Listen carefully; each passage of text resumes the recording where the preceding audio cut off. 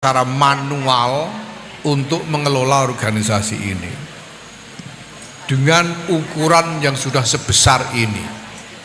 Saya tidak tahu di Kota Semarang ini sudah pernah ada survei atau belum ya.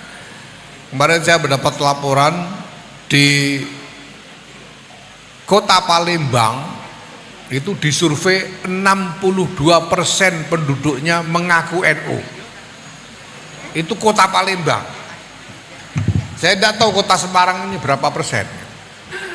Tapi masalahnya kan bahwa NU ini hadir bukan hanya untuk orang NU. NU ini harus hadir bukan hanya untuk orang NU saja, tapi untuk seluruh bangsa dan negara. Maka tidak boleh PCNU Kota Semarang hanya mikir urusannya orang NU tok.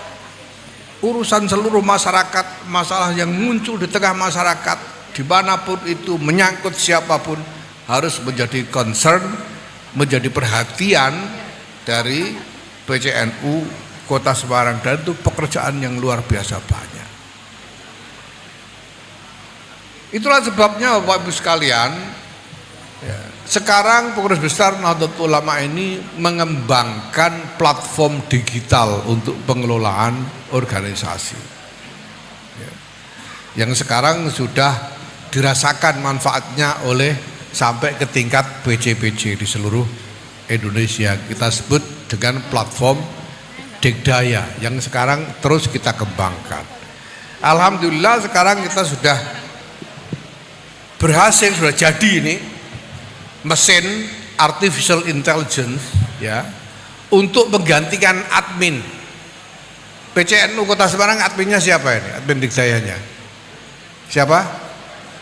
Sekretaris. Sekarang sedang umroh. Nah nanti peran admin ini nanti digantikan oleh AI, oleh artificial intelligence, sehingga admin Digdaya ini sudah bukan bongso menungso lagi, sudah mesin. Nah dengan begitu maka akan dengan mudah platform digital ini nanti bisa diadopsi oleh tingkatan kepengurusan yang lebih rendah sampai ke tingkat ranting, karena nggak repot-repot lagi cari admin, semua dikerjakan oleh AI. Sekarang mesinnya sudah jadi, sebentar lagi akan kita uji cobakan, kemudian kita launching, dan saya optimis kalau ini sudah meluncur dalam waktu tidak lebih dari 2-3 bulan, insya Allah platform digital sudah digunakan sampai dengan tingkat ranting di seluruh Indonesia. Insya Allah. Ini sangat kita butuhkan. Selama ini di sebagian besar struktur PBNU itu masih terjadi keterbatasan komunikasi baik satu sama lain maupun komunikasi secara vertikal sampai ke PBNU. Masih ada PC-PC yang keadaannya gelap gulita bagi PBNU ini, tidak tahu kita apa yang terjadi di sana. Apalagi MWC-nya dan rantingnya. Kota Semarang ini yang kita tahu Yai Hanif sama Pak Anasom aja. MBC-nya gimana ya, sak ngaku-ngakunya dia, kita itu tidak tahu apa-apa PB ini. Terpaksa kita hanya percaya sak ngaku-ngakunya Pak Anasom bilang begini ya kita percaya aja, tidak tahu PBNU-nya. Apalagi rantingnya kita juga tidak tahu. Nah nanti kalau semuanya sudah masuk dalam sistem platform digital ini, semua menjadi jelas sampai ke tingkat PBNU, dari PBNU sampai ke ranting, semua akan menjadi jelas, sehingga strategi nasional itu akan lebih mudah dikalkulasi dan dikembangkan. Nah maka Bapak Ibu sekalian, ini juga perlu dijadikan bahan pemikiran bagi PCNU Kota Semarang ini. Belum lama ini Direktur Utama Rumah Sakit Cipto Mangunkusumo baru saja mendapat gelar doktor dengan disertasi yang judulnya Hospital Without Walls, rumah sakit tanpa dinding. Jadi rumah sakit yang layaknya tidak terbatas pada gedung rumah sakit itu saja, karena ada banyak layanan-layanan kesehatan yang bisa diperoleh melalui channel-channel digital.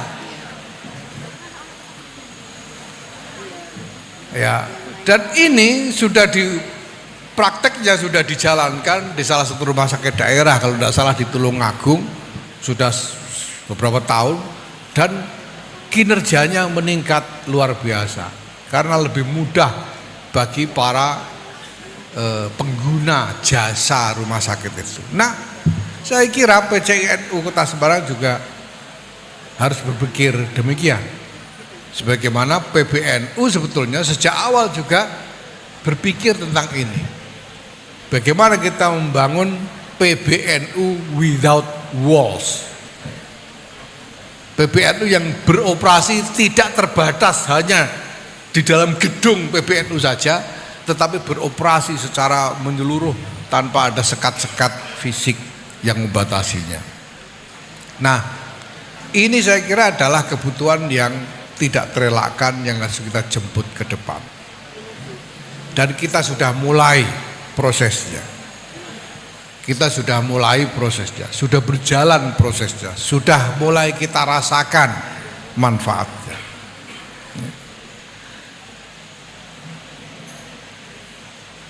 Hal ini memang berpotensi menimbulkan sejumlah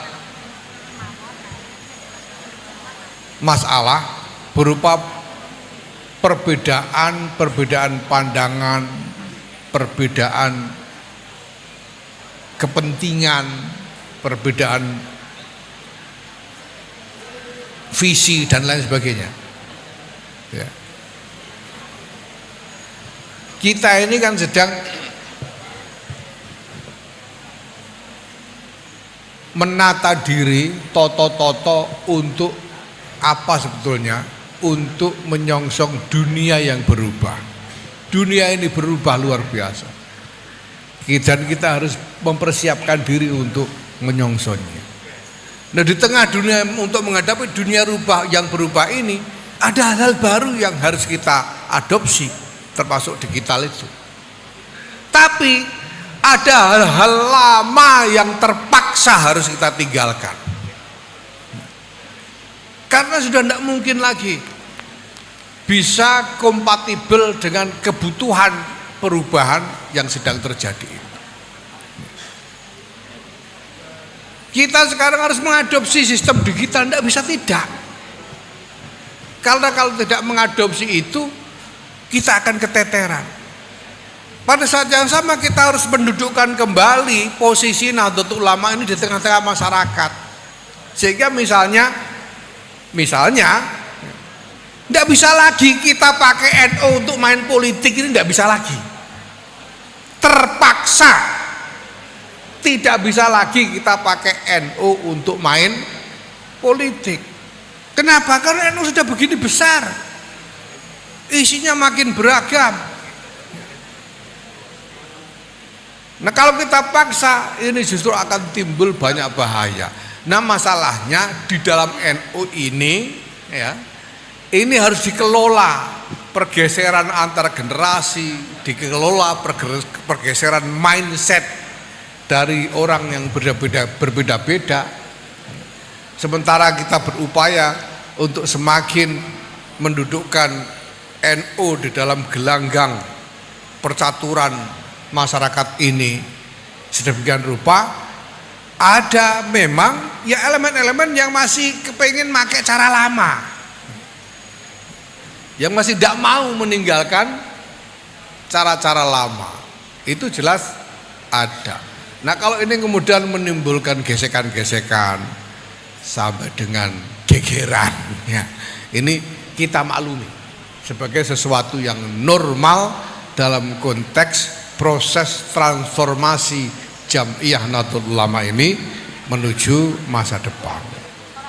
Nah, semoga dengan titik tolak terwujudnya kantor cabang PCNU Kota Semarang ini, gedung kantor ini, mudah-mudahan hal-hal yang strategis akan semakin bisa di cover, semakin bisa ditangani oleh PCNU Kota Semarang, dan PCNU Kota Semarang ini menjadi semakin solid di dalam mengelola keseluruhan jajarannya, dan pada saat yang sama juga semakin solid di dalam menghubungkan diri ke dalam sistem konsolidasi nasional Jam'iyah Nahdlatul Ulama yang sudah kita jalankan. Sekali lagi saya ucapkan terima kasih. Tidak lain tidak bukan, di atas semua wacana yang ada itu, yang paling kita tekankan adalah pengharapan kita kepada Allah Subhanahu wa taala. Semoga gedung yang diwujudkan dengan iuran yang ikhlas dari banyak orang ini sungguh-sungguh dikaruniai barokah, ila yaumil qiyamah. Amin. Wallahul muwaffiq ila aqwamit thoriq. Wassalamualaikum warahmatullahi wabarakatuh. Nuwun sewu Romo Yai Yahya Khalil, kasuwun tetep wonten papan panggenan. Hadirin yang berbahagia, selanjutnya kita saksikan bersama peresmian gedung PCNO Kota Semarang.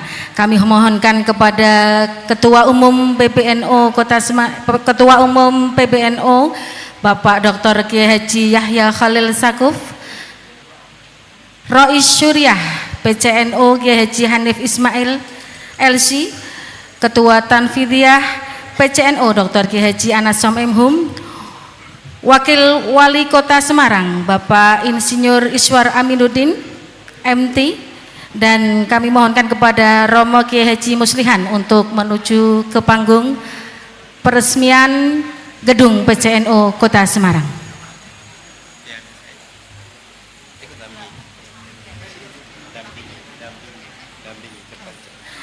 Dan kami mohonkan untuk mendampingi menuju ke panggung Bapak Kiai Haji Amin Said Husni dan Bapak Kiai Haji Najib Askah. Peresmian gedung PCNU Kota Semarang ditandai dengan penekanan tombol. Dimohonkan kepada Romo Yai Haji Ali Mufis untuk mendampingi.